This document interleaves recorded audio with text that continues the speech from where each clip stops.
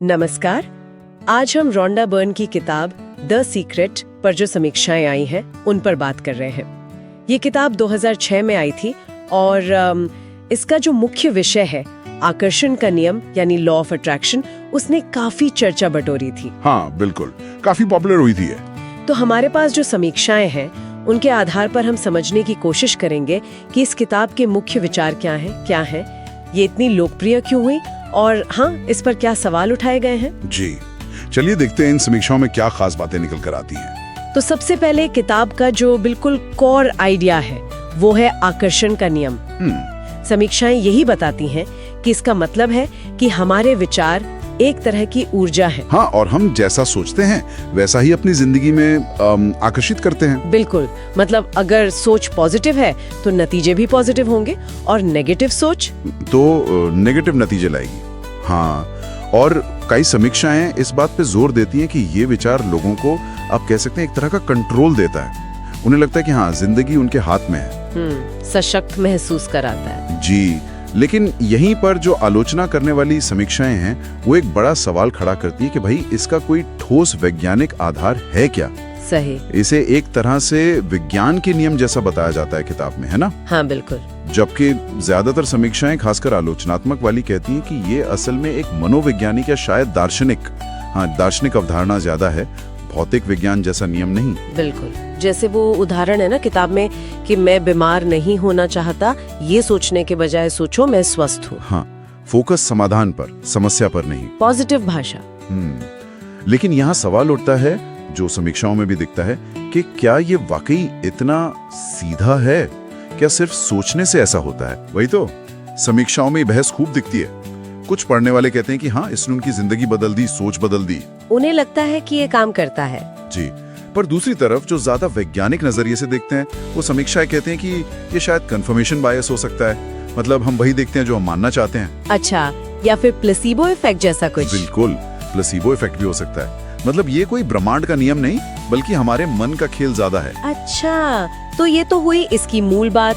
पर किताब में सिर्फ यही नहीं है, कुछ खास टेक्निक्स, तरीके भी बताए गए हैं। इनका जिक्र भी समीक्षाओं में बार बार आता है, जैसे विजुअलाइजेशन। हाँ, विजुअलाइजेशन यानी कल्पना करना, कि अपने सपनों को ऐसे देखो, महसूस करो जैसे वो सच हो गए हो। ये और जो सकारात्मक समीक्षाएं, वो मानती कि हाँ, इससे फोकस बढ़ता है, प्रेरणा मिलती है लक्ष्य की तरफ, मोटिवेशन आता है। हाँ, लेकिन फिर वही बात, आलोचना करने वाली समीक्षाएं कहती हैं कि सावधान, अगर इसके साथ असल में मेहनत नहीं है, प्लानिंग नहीं है, तो ये बस ख्याली पुलाव पकाने जैसा हो सकता है। हाँ, कि सिर्फ सोचने से नहीं होगा। दूसरा तरीका है ग्रैटिट्यूड, कृतज्ञता। जी, यानी जो हमारे पास है उसके लिए शुक्रगुजार होना, आभारी होना। हाँ, और कई समीक्षाएं इसे पॉजिटिव साइकोलॉजी से जोड़ती हैं। ये तो माना भी जाता है कि आभार व्यक्त करने से मानसिक सेहत सुधरती है। ये बात तो सही है। लेकिन कुछ समीक्षक यहाँ भी एक सवाल उठाते हैं।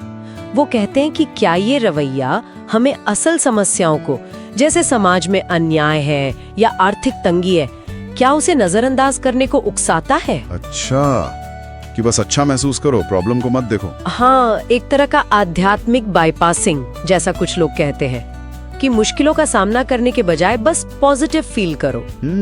ये भी एक सोचने वाली बात है। और फिर आता है किताब का वो मंत्र, आस्क, बिलीव, रिसीव। मांगो, विश्वास रखो, पाओ। हाँ, इस पर तो समीक्षाओं में सबसे ज्यादा मिलीजुली राय है। क्यों? कुछ को तो ये बहुत उम्मीद देता होगा। बिल्कुल, कुछ समीक्षाएं कहती हैं कि ये उम्मीद जगाता है, आत्मविश्वास बढ़ाता है, लेकिन ज्यादातर जो आलोचनात्मक समीक्षाएं हैं वो इसे बहुत ही ज्यादा सरलीकृत, मतलब ओवर सिंप्लीफाइड मानती हैं। अच्छा, किस तरह से? वो कहती हैं कि ये धारणा उन लोगों पर एक तरह का दोष डाल सकती है जो मुश्किल हालात में हैं, जैसे मानो उनकी गरीबी या उनकी बीमारी उनकी अपनी गलत सोच का ही नतीजा है। ओह, मतलब ये ब्लेमिंग द विक्टिम जैसा हो गया। हाँ बिल्कुल, ये एक खतरनाक पहलू है जिस पर कई समीक्षाएं उंगली उठाती हैं।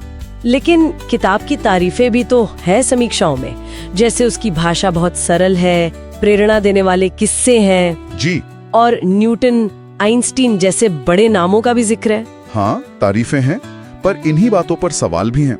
कुछ समीक्षाएं कहती हैं कि ये जो बड़े नाम इस्तेमाल किए गए हैं वो कई बार संदर्भ से हटाकर हैं, बस अपने विचारों को वजन देने के लिए। अच्छा, मतलब कोट्स का गलत इस्तेमाल। हाँ, कुछ ऐसा। और जहां तक कहानियों की बात है, आलोचक कहते हैं कि ये सिर्फ चुनी हुई सफलता की कहानियां हैं। जो असफल हुए उनका क्या? उनका कोई जिक्र नहीं। सेलेक्टिव रिपोर्टिंग जैसा। बिल्कुल। एक और गंभीर आरोप जो कई समीक्षाओं में मैंने पढ़ा, वो है होप मार्केटिंग का। हाँ, ये शब्द काफी इस्तेमाल हुआ है। सही कहा। मतलब कि ये झूठी या बहुत बड़ा चढ़ाकर पेश की गई उम्मीदें बेचकर पैसा कमाने का एक तरीका है कि लोगों की इच्छाओं, उनकी असुरक्षाओं का फायदा उठाया जा रहा है। आलोचक यही कहते हैं, खासकर जो लोग मुश्किल दौर से गुजर रहे हों। समीक्षाओं में ये तर्क बार बार आता है कि भाई सिर्फ सोचने भर से भौतिक दुनिया नहीं बदल जाती। आपकी मेहनत, आपको मिले अवसर, आपके सामाजिक आर्थिक हालात, हाँ, ये सब भी तो मायने रखता है। बिल्कुल। और किताब इन चीजों को काफी हद तक नजरअंदाज करती है, ऐसा आलोचक मानते हैं। तो इन सभी समीक्षाओं को अगर हम देखें तो क्या समझें? ऐसा लगता है कि द सीक्रेट एक दो-धारी तलवार जैसी है। हाँ, बिल्कुल। समीक्षाएं यही दिखाती हैं। एक तरफ तो ये कुछ लोगों के लिए आशा, पॉजिटिविटी, आत्मविश्वास का स्रोत बन सकती है, उन्हें अपनी सोच बदलने की प्रेरणा दे सकती है। ये अच्छी बात है। हाँ, लेकिन दूसरी तरफ इसके जो दावे हैं, जिनका वैज्ञानिक आधार नहीं है, इसका चीजों को बहुत ज्यादा सरल बना देना और इसके संभावित नेगेटिव असर, जैसे खुद को दोष देना अगर कुछ अच्छा ना हो, ये सब चिंता की बातें हैं। तो संक्षेप में कहें, समीक्षाओं के अनुसार द सीक्रेट विचारों की ताकत पर तो जोर देती है, लेकिन ये समझना जरूरी है कि ये कोई साइंटिफिक फैक्ट नहीं है। ये एक विश्वास प्रणाली ज्यादा है। हाँ, एक बिलीफ सिस्टम। और यही पर हमारे लिए एक सोचने की बात निकलती है इन समीक्षाओं को पढ़ने के बाद, कि कोई व्यक्ति इस किताब से जो पॉजिटिव चीजें हैं, जैसे सकारात्मक सोच रखना, आशावादी होना, इन फायदेमंद पहलुओं को कैसे अपना सकता है, बिना इसके वो आकर्षण के नियम वाले अवैज्ञानिक दावों को सच माने। हाँ, और बिना इसके जो संभावित नुकसान हैं, जैसे खुद को दोषी मानना या असलियत से मुंह मोड़ना, उनका शिकार हुए बिना। ये एक अहम सवाल है।